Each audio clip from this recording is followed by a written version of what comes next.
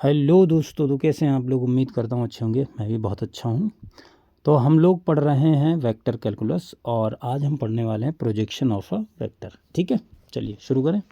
तो देखो, सबसे पहले हम मान लेते हैं हमारे पास में दो वेक्टर हैं।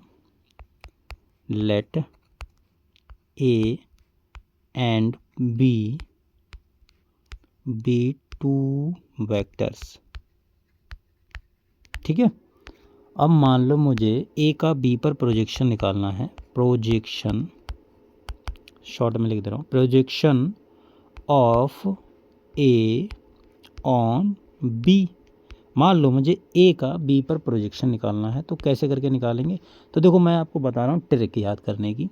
मान लो आपको ए का ए है जो वेक्टर, उसका बी पर प्रोजेक्शन लेना है। तो जिस पर प्रोजेक्शन लेना है उसको आपको हमेशा नीचे लिखना है। ठीक है, जिस पर प्रोजेक्शन लेना है उसको हमेशा आपको नीचे लिखना है और ऊपर दोनों का कर दो डॉट प्रोडक्ट। ठीक है, ये हो गया फार्मूला। ठीक है, अच्छा, अगर मान लो तो मैं प्रोजेक्शन लेना है, प्रोजेक्शन ऑफ बी ऑन ए। ये क्या होगा, तो ये कुछ नहीं, देखो नीचे ए वेक्टर लिखो, जिस पर प्रोजेक्शन लेना है उसको हमेशा नीचे लिखना है और ऊपर दोनों का डॉट कर दो। ठीक है, बस ये फार्मूला हो गया। इसको आपको ध्यान में रखना है, बहुत इंपॉर्टेंट है। ठीक है, अच्छा आगे बढ़ें। तो देखो, अब एक चीज़ आती है तुम्हारी vector component A on B. मतलब ए कोई वेक्टर है ए, उसका बी पर कंपोनेंट कैसे करके निकाला जाता है। अच्छा देखो, मान लो हमारे पास में एक वेक्टर है बी। ठीक है, अच्छा एक चीज़ समझो, अगर मैं आपसे बोलूं कि इसकी ही तरफ जाने वाला एक वेक्टर है, ठीक है, तो इसकी ही तरफ मान लो मुझे ये जो मैंने शेडो किया, ये वेक्टर मुझे पता करना है इसकी ही तरफ जाने वाला। ठीक है, तो ये होता है तुम्हारा बी कैप। मतलब छोटा सा, इसी मतलब एक लेंथ होती है। अगर इसी वेक्टर का इसी के यूनिट वेक्टर से मल्टीप्लाई कर देते हैं, ये आपको पता है ये क्या होता है, यूनिट वेक्टर। ठीक है, तो वो मतलब ऐसे करके उसको रिप्रेजेंट करते हैं। क्लियर, इसी के दिशा में जाने वाला। क्लियर, तो ये होता है तुम्हारा चलो इसको मिटा देते हैं, इसको पूरा कर देंगे, टेंशन ना लो। अरे ये क्या हो गया, हाँ ठीक है। अब मान लो हमारे पास में एक वेक्टर है ए। अब ए वेक्टर का बी पर कंपोनेंट लेना है, कैसे करके निकालेंगे। तो मान लो मैंने इनको कर दिया ज्वाइन इस तरीके से, ऐसे करके, और ये और इस तरीके से। ठीक है, और ये मान लो एंगल है तुम्हारे पास में थीटा। ओके, अब मुझे एक बात बताओ, अगर मैं ये रेड वाला देखूं तो ये क्या होगा। भाई देखो, अगर आपके पास में एक ट्रायंगल है और ये एंगल है थीटा और ये है ए बी सी। अगर मैं आपसे बोलूं कि जैसे मान लो ये क्या होती है, ये होती है हाइपोटेनस और ये होती है तुम्हारी परपेंडिकुलर, और ये परपेंडिकुलर, ये बेस। अगर मैं आपसे बोलूं बेस क्या होगी, तो यहाँ से आप एक चीज़ निकाल सकते हैं, cos theta is equal to base upon hypotenuse. तो यहाँ से बेस क्या हो जाएगी, एच कॉस थीटा। समझ में आ गया ना। तो बी को हम एच कॉस थीटा लिख सकते हैं और पी को इसी तरीके से पी को एच साइन थीटा लिख सकते हैं। ठीक है, आई होप ये आपको पता भी होगा। बट देखो, मेरा काम है आपको बताना, तो मैं बताऊंगा भाई, ये नहीं है कि कुछ भी हवा में। चलो खैर, अब अगर मैं इसको लिखना चाहूँ तो ये क्या हो जाएगा, ये mod of A cos theta हो जाएगा। सर मॉड क्यों, अरे भाई इसकी लेंथ जो होगी, लेंथ से मल्टीप्लाई कर दिया कॉस थीटा को। भाई ये जो साइड आती है वो लेंथ ही तो होती है, हाइपोटेनस कुछ तो होगी, तो उसी से उसको मल्टीप्लाई कर दिया, सिंपल। अगर ये mod of A cos theta है तो ये भी ए मॉड ऑफ कॉस थीटा होगी कि नहीं, यही तो है सेम। अच्छा, बढ़िया बात है। अब अगर मुझे देखो vector component of A on B पर चाहिए, तो ये क्या होगा। देखो ध्यान से समझना, ये तुम्हारा क्या है, ये इतना सा क्या है, mod of A cos theta, mod of A cos theta. अगर मैं इसमें अगर इस वेक्टर के यूनिट वेक्टर से मल्टीप्लाई कर दूंगा तो ये क्या बन जाएगा, ये बन जाएगा vector component of A on B. यानी अलॉन्ग बी की तरफ जो जाने वाला वेक्टर है वो पूरा ये बनेगा। समझ में आया कि नहीं? ठीक है, तो इस तरीके से अगर मैं इसमें बी कैप का मल्टीप्लाई कर दूंगा, भाई इसी की तरफ, अभी मैंने बताया ना, इसी की तरफ जाने वाला कौन सा वेक्टर होगा, बी कैप। अगर बी कैप में मैं इसका मल्टीप्लाई कर दूंगा तो ये बन जाता है vector component of A on B, B पर ए का वेक्टर कंपोनेंट। ठीक है, समझ में आया? चलो, अगर ये समझ में आ गया तो यहाँ से mod of A cos theta, इसको मैं क्या लिख सकता हूँ, mod of A cos theta, इसको मैं क्या लिख सकता हूँ बताओ? देखो, हमें पता है कि ए डॉट बी बराबर क्या होता है, mod of A mod of B cos theta. यहाँ से मुझे mod of A cos theta चाहिए, तो बी को नीचे भेज देते हैं इधर। आया ना, बताओ? अरे भाई समझ में आया? एक सेकेंड। ठीक है, तो ये बन जाएगा तुम्हारा A dot B upon mod of B. और बी कैप को कैसे लिख सकता हूँ मैं, B upon mod of B, ये तो पता ही होगा, यूनिट वेक्टर। यहाँ से अगर मैं इसको सॉल्व करूँगा तो ये हो जाएगा A dot B square, vector का square, upon mod of B square. ठीक है, ये इंपॉर्टेंट है, ये ध्यान में रखना। अगर ए का बी पर कंपोनेंट लेना है तो इस तरीके से ये फॉर्मूला होगा। ठीक, चलिए अगले बढ़ें। तो देखो, चलो अगले कुछ और कॉन्सेप्ट देखते हैं। तो कॉन्सेप्ट ये है, कॉन्सेप्ट, ठीक है, छोटे छोटे कॉन्सेप्ट हैं, क्वेश्चंस में बहुत काम आते हैं। पहली बात है, अगर तुम्हारे पास में मान लो ए डॉट सी लिखा है, ए डॉट सी लिखा है और इधर लिखा है ए डॉट बी, ठीक है, तो इसको तुम कभी भी ऐसे करके काट के और सी बराबर बी नहीं लिख सकते हो, ये गलत माना जाएगा। ठीक है, इसको हमेशा सॉल्व करना एक प्रक्रिया होती है। प्रक्रिया ये होती है कि दोनों को एक ही साइड में लाओ। तो अगर मैं दोनों को एक ही साइड में लाऊंगा तो ये क्या हो जाएगा, ए डॉट सी, एक सेकेंड, इसको ऐसा लिख लें कि ए डॉट बी बराबर ए डॉट सी। अच्छा, अगर मैं इसको इधर लाऊंगा तो A dot B minus A dot C बराबर 0। ठीक है, तो ये क्या हो जाएगा, ये तुम्हारे पास में, अगर मैं ए कॉमन ले लूँगा, ए डॉट, ये हो जाएगा बी माइनस सी, ठीक है, बराबर 0। अब अगर आपको पता हो कि अगर दो, मैंने आपको बताया था कि अगर दो वेक्टर्स का डॉट प्रोडक्ट 0 आ जाता तो यहाँ मैं बोलता हूँ कि ए परपेंडिकुलर बी। अगर ए डॉट बी 0 आ रहा है, इसका मतलब क्या है कि दोनों वेक्टर्स कैसे हैं, परपेंडिकुलर। आई होप ये आपको बात पता होगी। ठीक, तो यहाँ देखो b माइनस सी, ये भी तो एक वेक्टर ही होगा और a भी एक वेक्टर होगा। अगर इन दोनों का डॉट प्रोडक्ट 0 आ रहा है, इसका मतलब मैं ये बोल सकता हूँ कि a जो होगा वो परपेंडिकुलर होगा b माइनस सी वेक्टर पर। हाँ या ना, बताओ? ठीक है, तो ये यहाँ पर ये काम की चीज़ है, यहाँ पर आप नोट करके लिख लीजिए, therefore a and b minus C, b minus C are perpendicular. अरे यार, परपेंडिकुलर,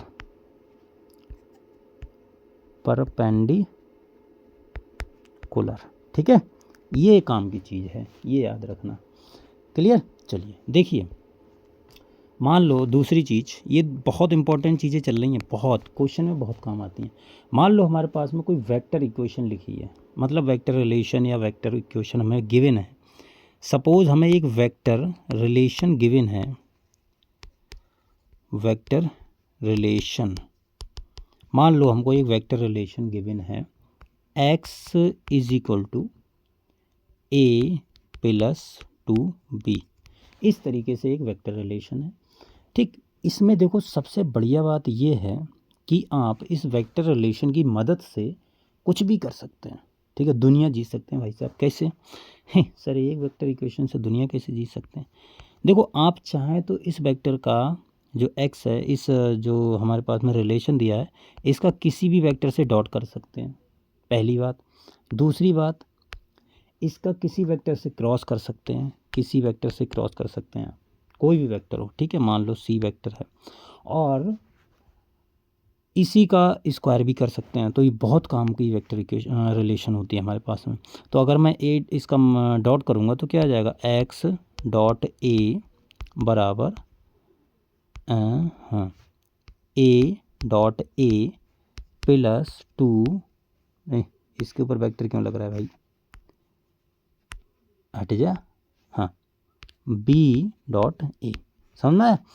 इस तरीके से इसका डॉट ले सकते हैं। अच्छा क्रॉस लेना हो तो क्या करेंगे, तो ये क्या हो जाएगा एक्स क्रॉस सी बराबर A cross C plus 2b cross C. ठीक है, तो आप डॉट ले सकते हैं, क्रॉस ले सकते हैं, इसका स्क्वायर कर सकते हैं, कोई दिक्कत वाली बात नहीं है। अगर स्क्वायर करेंगे तो क्या होगा सर, आप स्क्वायर कर दीजिए। यहाँ से अगर आप स्क्वायर करेंगे तो वेक्टर ए का स्क्वायर एक्स का स्क्वायर और ये क्या हो जाएगा ए प्लस 2b का स्क्वायर। ठीक है, अब इसको आप जानते हैं ओपन करना कैसे करके ओपन होगा, तो ये ओपन होकर आ जाएगा मॉड ऑफ ए का square plus mod of B का स्क्वायर और प्लस 4a डॉट बी। ठीक है, इस तरीके से। तो ये बड़ा काम की चीज़ है, ये आप ध्यान में रखना। चलिए अगले बढ़ें। तो अब हम पढ़ते हैं क्रॉस प्रोडक्ट। डॉट हमने बात कर ली है काफ़ी, अब हम पढ़ेंगे क्रॉस प्रोडक्ट। चलिए शुरू करें, शुरू करते हैं सर, शुरू कर दिया करो, कोई दिक्कत वाली बात नहीं है। क्रॉस प्रोडक्ट, देखो क्रॉस प्रोडक्ट में सबसे पहले फार्मूला आता है कि ए क्रॉस बी, तो ए क्रॉस बी याद रहे आपको, ये होता है mod of A mod of B sine theta. ठीक है, और एन कैप भी आता है, एन कैप किधर लिखूं, अरे यार फिर से मिटाना पड़ेगा ये, चलो इधर लिख देते हैं। पहला फार्मूला आता है ए क्रॉस बी बराबर mod of A mod of B sine theta और एन कैप। ठीक है, एन कैप मतलब ए और बी के परपेंडिकुलर वेक्टर। ठीक है ना। अच्छा, अब इसमें कुछ रूल्स होते हैं, उन्हें भी देख लेते हैं। रूल्स देखो क्या होते हैं। पहला होता है कि ए क्रॉस बी ये बराबर होगा अगर बी क्रॉस ए कर देंगे। ठीक है, मैंने आपको बताया था कि ए डॉट बी जो होता है वो बी डॉट ए के बराबर होता है, पता है आपको। लेकिन क्रॉस में ऐसा नहीं होता है। क्रॉस में अगर आप इनकी अगर ए क्रॉस बी बराबर बी क्रॉस ए लिखने जाएंगे तो आपको वहाँ पर नेगेटिव साइन से मल्टीप्लाई करना होगा। ठीक है, ये चीज़ आपको ध्यान में रखनी है, बहुत इंपॉर्टेंट है। अच्छा, सेकंड चीज़, मान लो कि हमें दिया है बी प्लस माइनस भी लगा लीजिए सी वेक्टर है इस तरीके से, और इसका क्रॉस करना है इधर लेफ्ट हैंड साइड से और राइट हैंड साइड से। ध्यान रखना, क्रॉस में बड़ा ध्यान रखा जाता है कि हम किस साइड से क्रॉस प्रोडक्ट ले रहे हैं। तो जिस साइड से ले रहे हैं क्रॉस प्रोडक्ट उसी साइड में आपको लगाना है। जैसे बी का हम ए से करें तो क्या हो जाएगा बी क्रॉस ए, इधर से किया है प्रोडक्ट तो इसको इधर ही रखना है। ठीक है, और plus minus C cross A, इस तरीके से ये ओपन हो जाएगा। तीसरा, अगर मान लो हमको इधर से लेना है क्रॉस प्रोडक्ट तो ये क्या हो जाएगा बी प्लस सी, और इसको हम लिख देंगे ए क्रॉस बी प्लस माइनस ए क्रॉस सी। ठीक है, ये चीज़ ध्यान रहे। अच्छा, पहली बात। दूसरी बात देखो, चौथी बात ये है कि अगर मान लो ए क्रॉस बी का क्रॉस प्रोडक्ट 0 आ जाता है तो यहाँ पर ए और बी कैसे होंगे, ए और बी आपस में पैरेलल होंगे। ध्यान रहे, डॉट में क्या था कि अगर डॉट प्रोडक्ट 0 आ जाता तो परपेंडिकुलर होते थे, लेकिन अगर यहाँ पर क्रॉस प्रोडक्ट 0 आ जाए तो दोनों वेक्टर कैसे होंगे, पैरेलल होंगे। सर पैरेलल कैसे होंगे, समझ नहीं आई बात। अरे देखो, क्रॉस का मतलब क्या, 0 आने का मतलब क्या, यहाँ थीटा की वैल्यू 0 हुई होगी, हाँ या ना। अगर थीटा की वैल्यू 0 हुई है, इसका मतलब ये है कि ए वेक्टर ए होगा, बी वेक्टर ऐसा होगा, तो ये दोनों कैसे होंगे, पैरेलल हो गए, नहीं हो गए। डॉट में क्या था, कॉस था। ठीक है, तो वहाँ पर परपेंडिकुलर होते थे।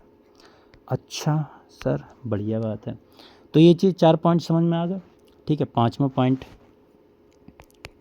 देखिए। 5वां पॉइंट ये है कि अगर मान लो ए परपेंडिकुलर बी है, ए परपेंडिकुलर बी का मतलब ऐसे, जैसे ये ए है ये बी है, तो परपेंडिकुलर का मतलब है एंगल है 90 डिग्री। अगर हाँ समझ में, अगर एंगल 90 डिग्री यानी साइन साइन 90 की वैल्यू 1। तो यहाँ से मैं सिर्फ इतना लिख सकता हूँ ए मॉड ऑफ बी और साइन 90, ठीक है, साइन 90 की वैल्यू और एन कैप की, इसको भूलना मत, एन कैप, और यहाँ पर साइन 90 की वैल्यू कितनी होती है 1, तो ये हो जाएगा mod of A mod of B n cap, ठीक है, और ए परपेंडिकुलर बी।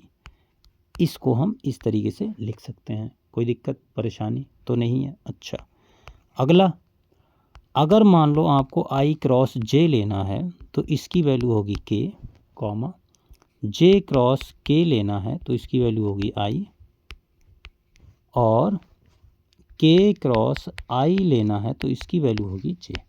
सर ये कैसे? देखो, इसको याद करने की मैं आपको एक ट्रिक बताता हूँ। इसको इसी पैटर्न में याद करना। मान लो ये सर्कल बना लिया, सर्कल बना लिया करो ऐसे, और देखो ये है तुम्हारा आई और ये आई है, ठीक है, और ये है जे और ये है तुम्हारा के। तो आपको अगर इधर से चलना है, आई क्रॉस जे बचा हुआ, आई क्रॉस जे बचा हुआ के, वो लिख दिया करो, जे क्रॉस के बचा हुआ आई, वो लिख दिया करो, के क्रॉस आई बचा हुआ जे, वो लिख दिया करो। अगर मान लो आपको उल्टा करना हो तो, जैसे यहाँ पर अगर जे क्रॉस आई करना हो तो आपको पता है ये किसके बराबर होगा, माइनस चिन्ह लगा देंगे, यानी माइनस के बराबर। क्लियर है ना? इसी प्रकार से ये भी लिख सकते हैं, के क्रॉस जे बराबर क्या हो जाएगा, माइनस का आई, और के क्रॉस आई बराबर माइनस का जे, ठीक है, ये आपको ध्यान रखना है। और अगला पॉइंट, अगर मान लो आपको आई क्रॉस आई लेना है, ठीक है, तो उसकी वैल्यू होती है 0।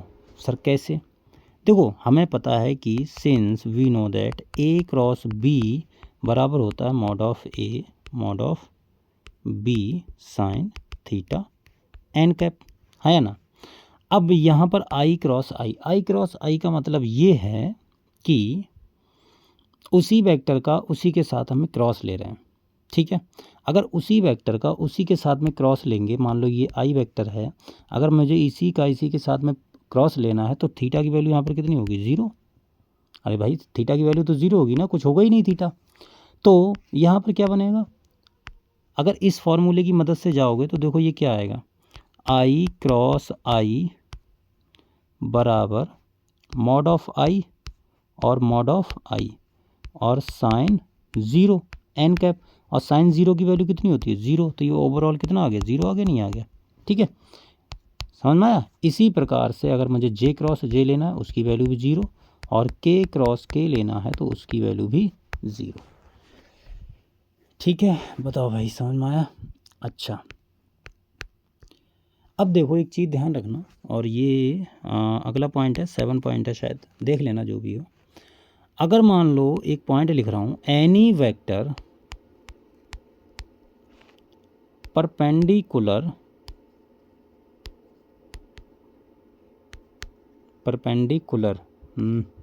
सर क्या लिख दिया ये, परपेंडिकुलर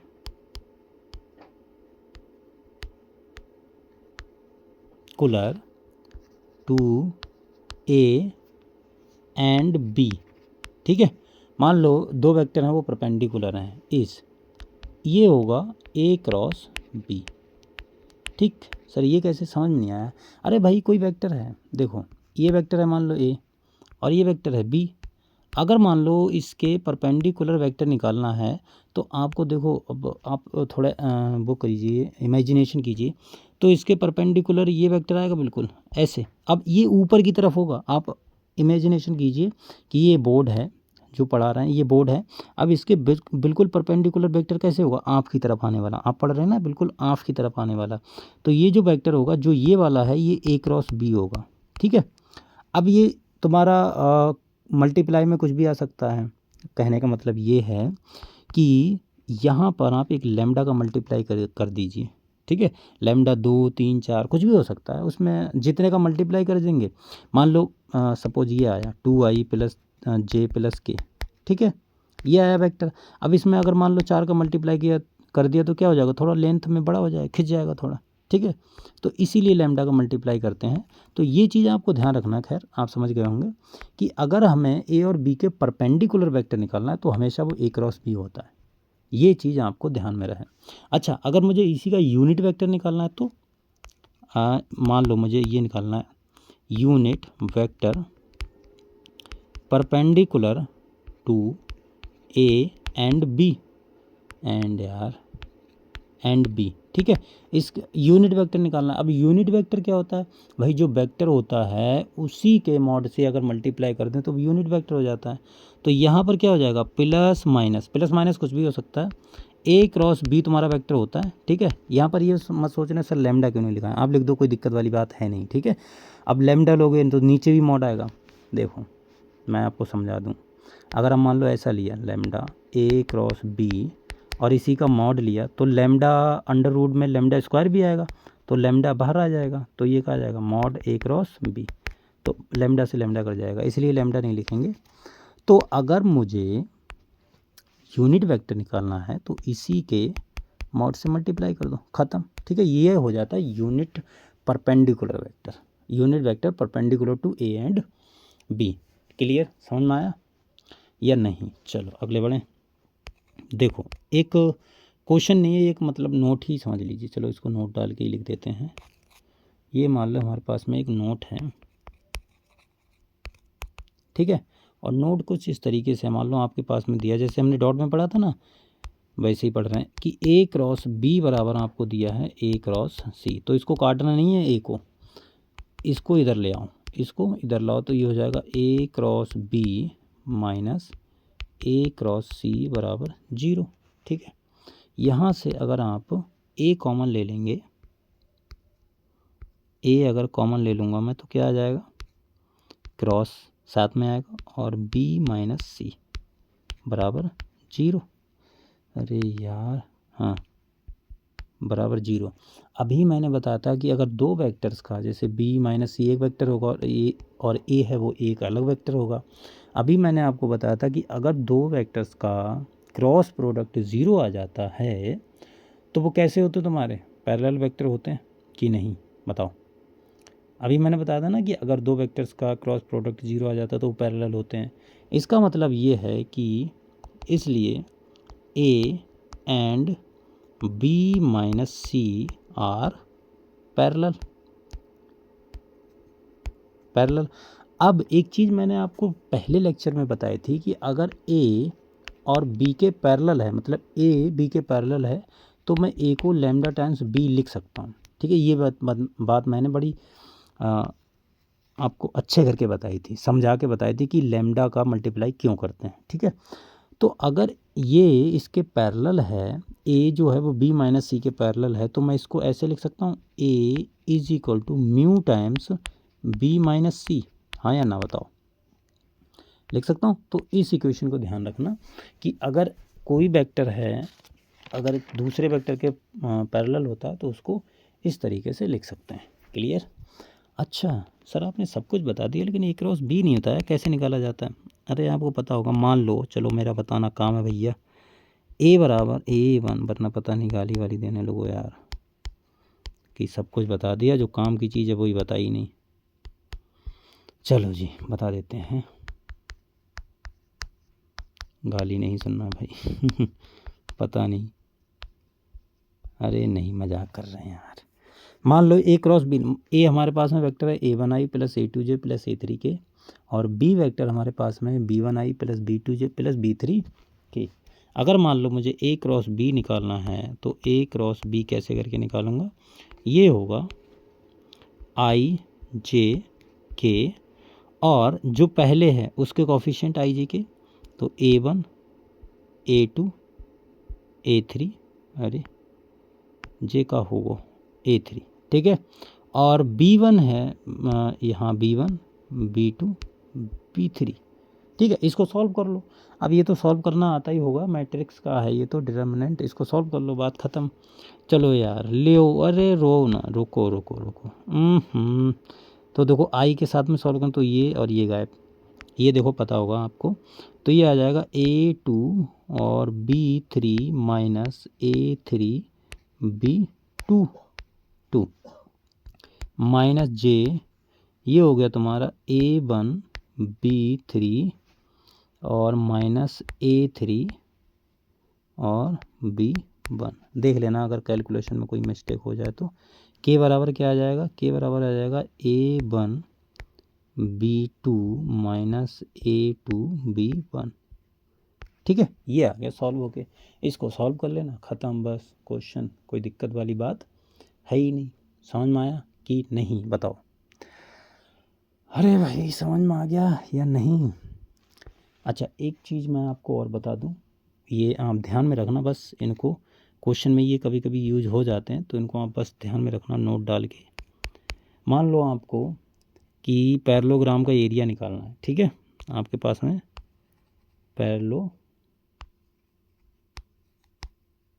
क्वेश्चन भी करेंगे हम, टेंशन ना लो, ठीक है।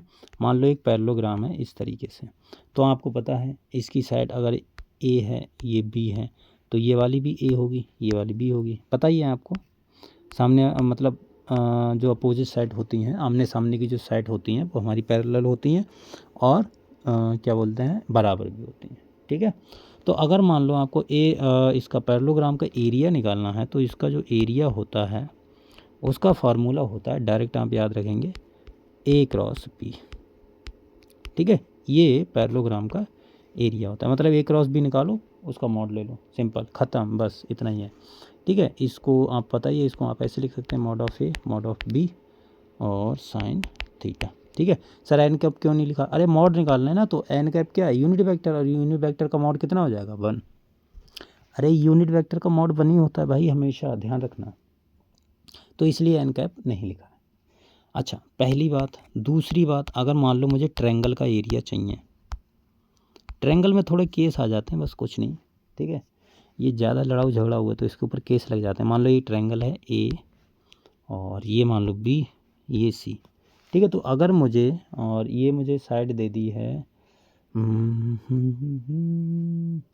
ठीक है, तो यहाँ से अगर मुझे ट्रायंगल का एरिया चाहिए, एरिया, तो ये हो जाएगा 1/2 mod of A B cross A C, ठीक है। ये ट्रायंगल का एरिया होता है, ये ध्यान रखना बस आप, और कुछ नहीं इसमें, बस। अच्छा इसको ही एक्सप्रेस करके ऐसे लिख देते हैं, मान लो ट्रायंगल की साइड ए बी सी है, ठीक है।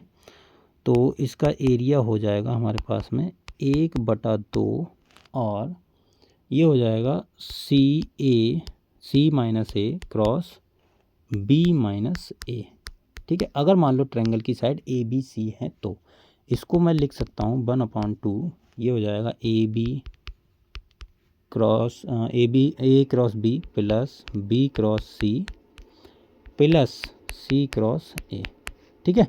इसको आप ध्यान रखना बस, ये इंपॉर्टेंट चीज़ें हैं, ये मैंने आपको इम्पॉर्टेंट जितनी भी इन्फॉर्मेशन होती है वो मैंने आपको दे दी है। अब आपको क्या करना है कि क्वेश्चन ट्राई करने हैं, कल हम करेंगे, क्वेश्चंस करेंगे, टेंशन ना लीजिए।